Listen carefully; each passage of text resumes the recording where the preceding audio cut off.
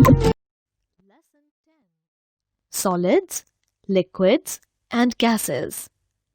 All things, whether living or non-living, are made up of matter. Anything that has mass and occupies space is called matter. Tables, chair, water, milk, air, etc. are matter.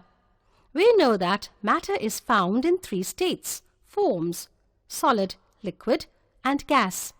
All matter are made up of very, very small particles called molecules. We can see these molecules through a special microscope.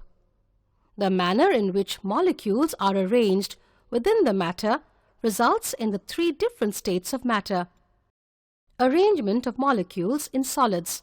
We know that solids have fixed shape and volume, and they cannot flow. Do you know why? In solids, molecules are very tightly packed in rigid form with each other, with a strong force of attraction between them. They cannot move away from each other, so solids have fixed shape and volume and cannot flow. Arrangement of molecules in liquids. Liquids do not have fixed shape but have a fixed volume. They can flow also. In liquids, the molecules are not very close to each other due to weak force of attraction between them. So, the molecules in liquids can move and slide over each other. They take the shape of the container in which they are kept. Arrangement of molecules in gases. In gases, the force of attraction between the molecules is very, very weak. So, the molecules in gases are far apart from each other and free to move. This makes the gases to flow easily and they fill the container completely in which they are kept. Change of state.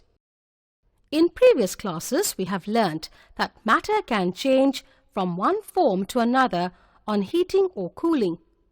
Do you know how this happens?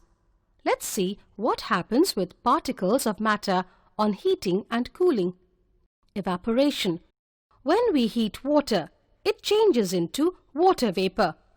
This is because on heating, the particles start moving faster.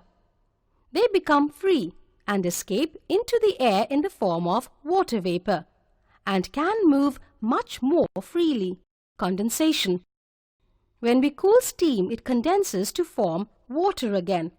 This happens because on cooling steam, the movement of particles becomes slower. They start to move close to each other. They become less free to move and become loosely packed to form water. Melting. Ice is solid when it is kept in a warm place. The movement of water particles in ice increases and they become free from the rigid form. They become loosely packed and form water. Freezing. When we cool water, its particles slow down. They come very, very close to each other and pack into a rigid shape to form ice. Expansion of matter. When we heat a substance, its size increases. This increase in size of matter is called expansion of matter.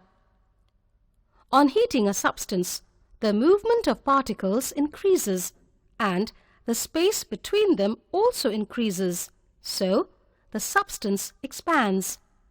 For example, to open a tight metal lid of a jar, we dip it into hot water because the heat of water causes the lid to expand a little and it opens out easily.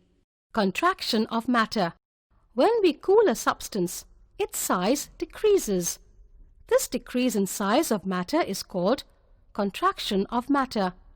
On cooling, the particles of matter slow down. They become close to each other and space between them decreases, so the matter contracts. This is why electric cables do not appear loose in winter, while they hang loosely from poles in summer